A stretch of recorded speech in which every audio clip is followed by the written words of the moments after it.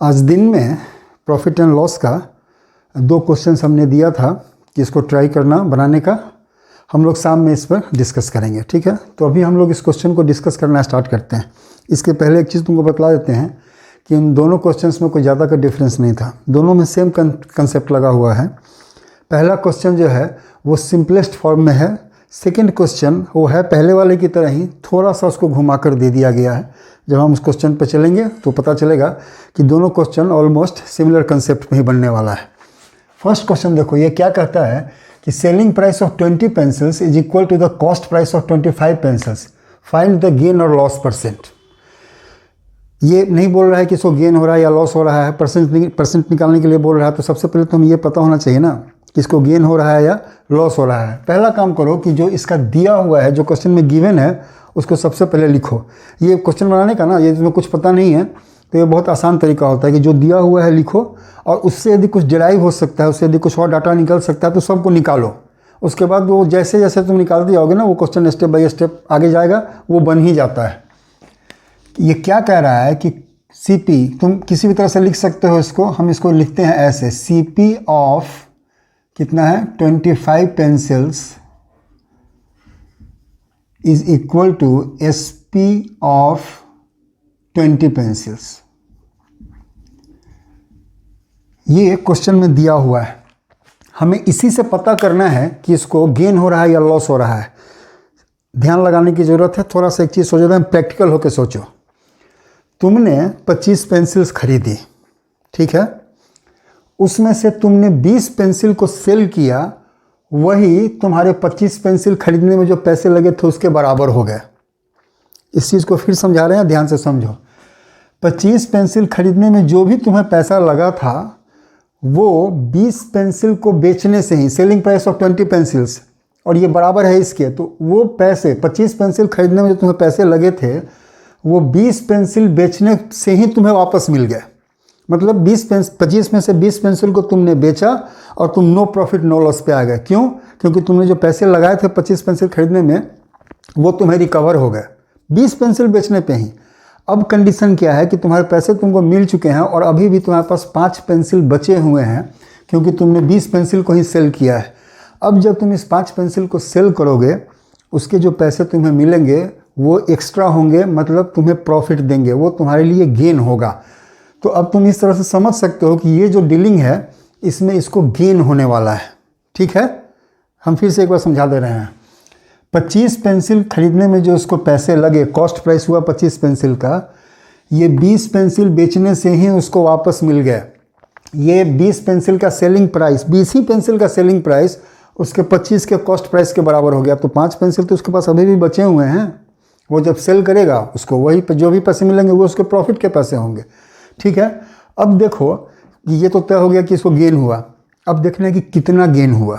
ये पहले हम लोग निकालते हैं, फिर परसेंटेज निकालना तो आसान बात है। कितना गेन हुआ? 20 पेंसिल इसने बेचे तो इसको 5 पेंसिल का प्रॉफिट हो रहा है, लेकिन ये तो सेलिंग है। इस पर आओ, हम तो प्रॉफिट गेन जो भी प्रॉफिट है लॉस है जो भी, वो तो कॉस्ट प्राइस पर निकालते हैं ना। ये जो 25 पेन इसने खरीदा है, इसमें इसको कितने पेन का, 20 पेन पे 25 पेन का। अब ये देखो फ़ायदा कितने का इसको हो रहा है। यदि पेंसिल के टर्म में सोचोगे तो इसको 5 पेंसिल का फ़ायदा हो रहा है। जो इसके पास 20 पेंसिल बेचा, इसने पैसे इसको मिल गए, बचे कितने इसके पास, 5 पेंसिल ही बचे। वो 5 पेंसिल इसके प्रॉफिट के हैं, जितने में बिके, लेकिन वो 5 पेंसिल इसके प्रॉफिट के हैं। और ये जो 5 प्रॉफिट हो रहा है, ये कितने पे उसको प्रॉफिट हो रहा है, 25 पे या 20 पे? ये ध्यान देना इस चीज़ को। उसको जो 5 पेंसिल प्रॉफिट हो रहा है वो इस 25 पे नहीं हो रहा है। 25 तो टोटल पेंसिल्स ही हैं, इस 25 में उसको 5 का फ़ायदा हो रहा, 5 पेंसिल का फ़ायदा हो रहा है, 25 पर नहीं हो रहा है। तो हमें तो पर निकालना है ना, क्योंकि जो कॉस्ट प्राइस रहेगा उसी पर हमें गेन होता है। कॉस्ट प्राइस में गेन नहीं होता है, वो सेलिंग प्राइस की चक्कर लग जाती है, गेन का चक्कर है। तो जितने में हमने सेल किया है उसमें प्रॉफिट रहता है, कॉस्ट प्राइस में प्रॉफिट नहीं रहता है। तो हमें तो कॉस्ट पे निकालना पड़ेगा ना कि कितने पेंसिल पे इसको कितने का फ़ायदा हो रहा है। तो जो 25 पेंसिल है इसके पास, उसमें 5 पेंसिल मिला हुआ है, लेकिन उस पर 5 पेंसिल फ़ायदा नहीं हो रहा है इसको 20 पेंसिल पर 5 पेंसिल का फ़ायदा हो रहा है। कहने का मतलब कि इसका जो प्रॉफिट का रेशियो है वो 5/20 है।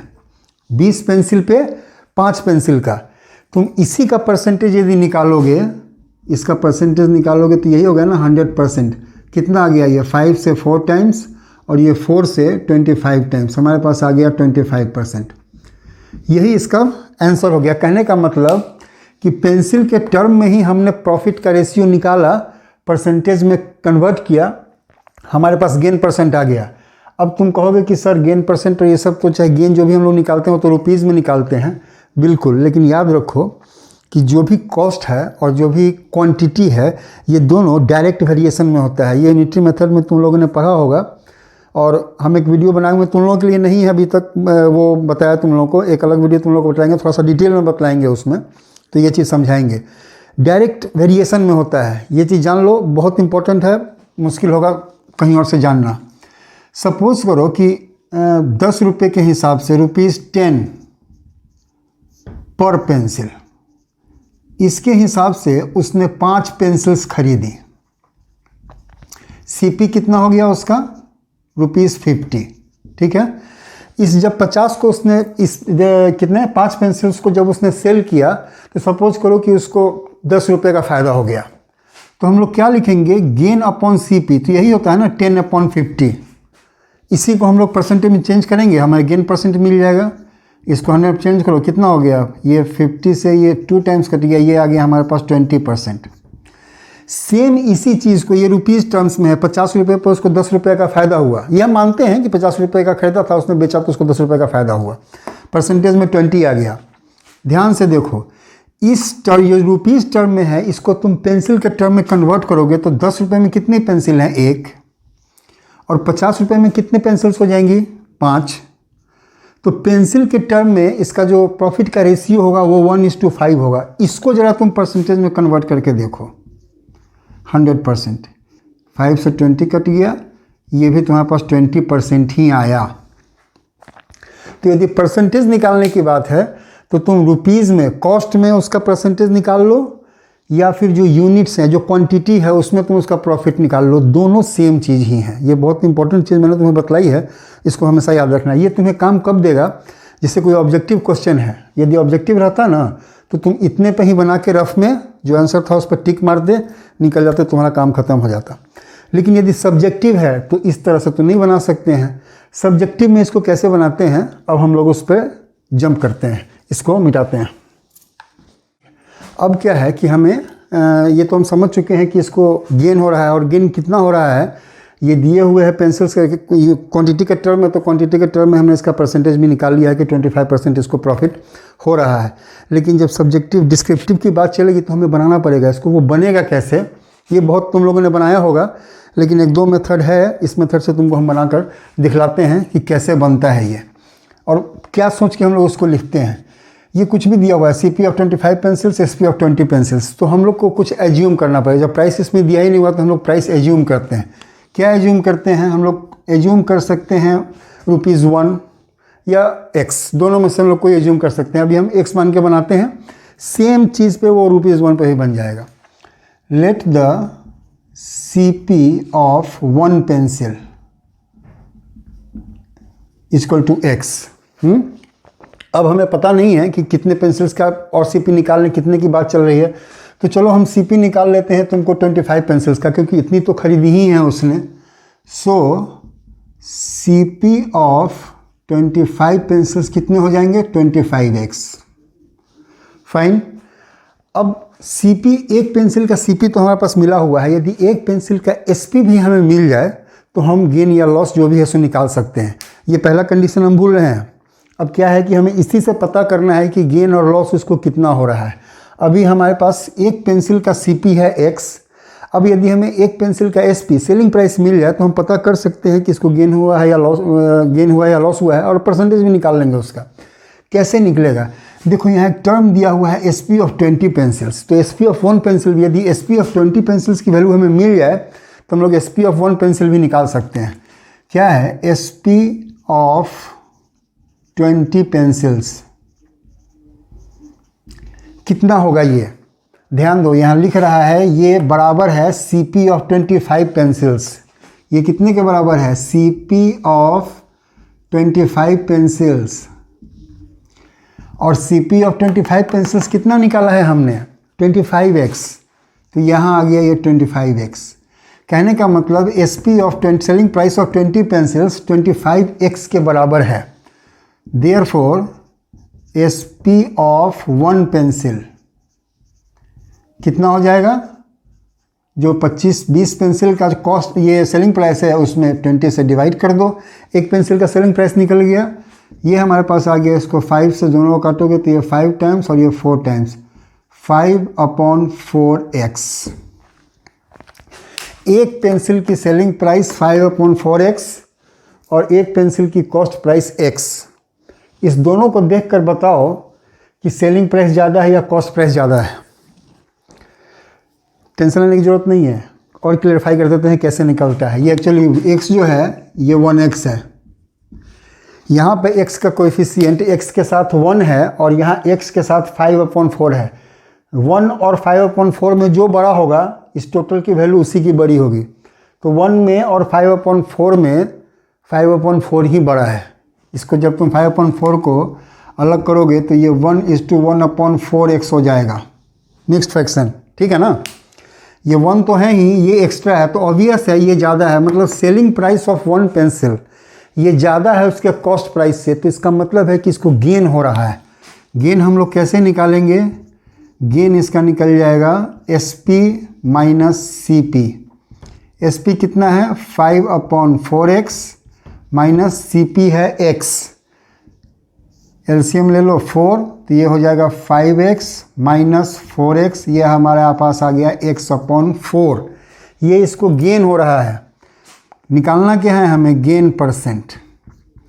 गेन परसेंट का नॉर्मल फॉर्मूला है gain upon CP into 100। Gain upon CP into 100। Gain कितना है? x/4।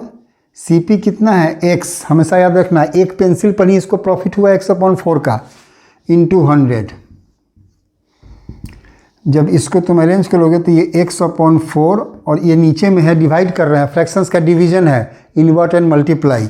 हम लोग इसको इन्वर्ट करेंगे तो x को इन्वर्ट करेंगे तो ये 1/x हो गया और मल्टीप्लाई कर देंगे, इतना तो है ही। उसके ऊपर हमारे पास पहुँच गया 100। ये x से x कट गया 1 टाइम्स और 4 से ये 25 टाइम्स कट गया 100। हमारे पास आंसर आ गया 1/125, तो ये 25 ही रहेगा, नीचे में तो 1 है, कुछ नहीं। तो गेन परसेंट 25% हो गया। सेकंड थिंग, ये x पे ही नहीं बनेगा, 1 पे ही बनेगा।